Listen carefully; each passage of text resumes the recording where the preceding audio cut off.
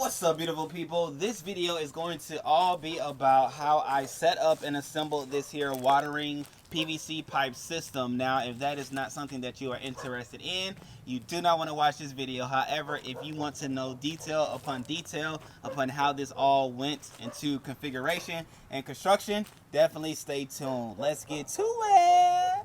What's up, beautiful people, and welcome to another episode of Don't Keep Up With the Joneses. Don't keep up with the Joneses. Don't keep up with the Joneses. Don't keep up with the Joneses. Don't keep up with the Joneses.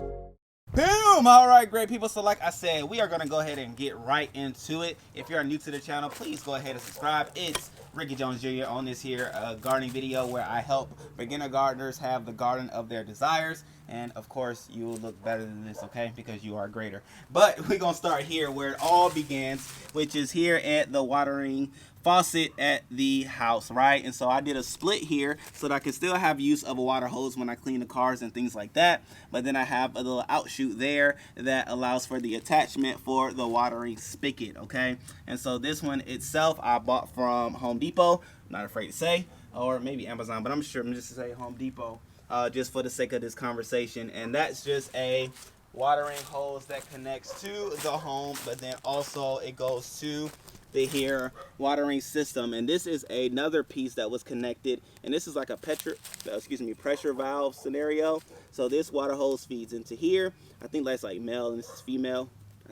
Don't quote me on that. But anyway, this is like male to female, and so this was able to screw into this PVC pipe. I saw somebody else do it, so I was like, okay, I might as well do it myself. And so this is going into a T scenario for the PVC. And as you can see, I have this is 3/4 inch pipe, and so I have it going here because I will further connect it to my keyhole raised bed, in which I'm gonna do like its own drip irrigation. So I'm excited for that when that day comes. However, from this here T, I connected another piece, which I did some assembly there.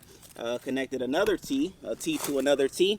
I did a lot of T's, okay? And then I did a little piece in between the T and the here C cup. I think it's called like a C valve or something like that, because you can turn it and then it will stop the water from flowing, and you can open this bad boy up and it will do what it needs to do. And so here we have the spout that goes into it. I have an L shape because my piping itself is a 1/2 inch thick, and so we went that route. So I have my little L shape situation going into another T, and so the T is then split so that the T goes all the way down, and that is, like I said, 1/2 inch piping in which I drill holes at the bottom.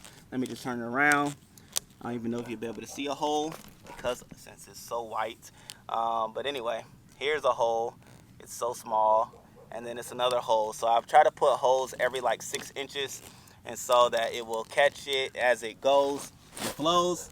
You know, you could have done it per spot, per box, because like I said, I have a square foot garden scenario over here anyway. And so I could have done it with more craftsmanship in mind, but it was hot and I just did it. But anyway, I have, like I said, another T going out, going all the way down. And so I was able to cut the lengths of these pipes that are going all the way down to fit the length of my raised bed, which I believe it is 12 feet long.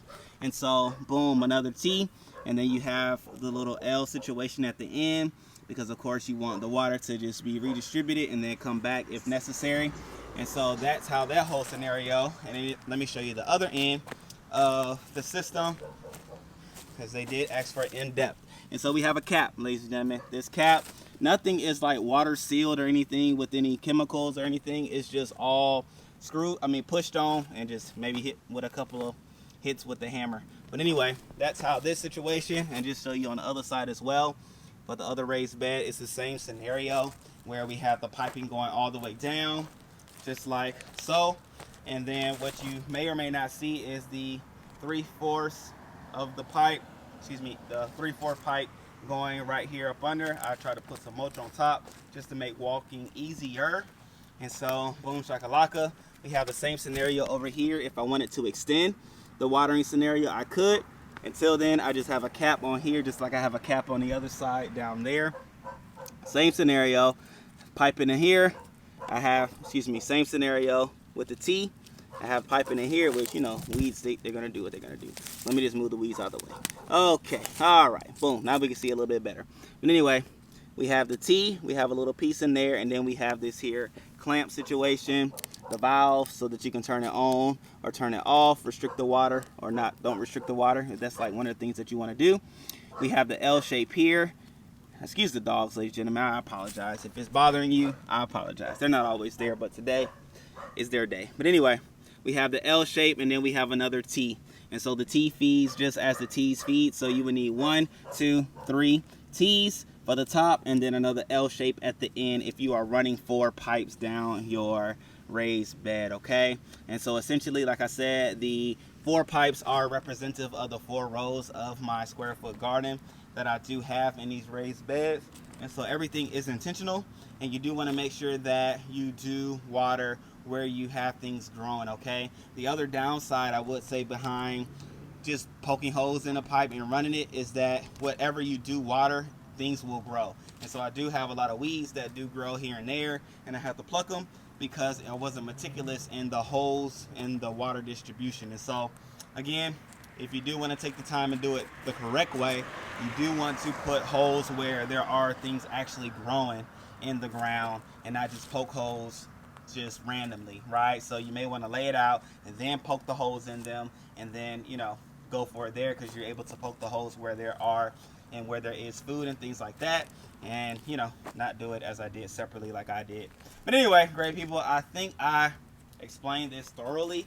If not, let me know in the comment section and I will answer your questions. That will be my goal, that'll be my attempt. But like I said, I have it capped off down here because I look to, if I wanted to, I could do my container gardening over here. I could just run a hose and let it do what it does. Hopefully the water pressure is strong enough.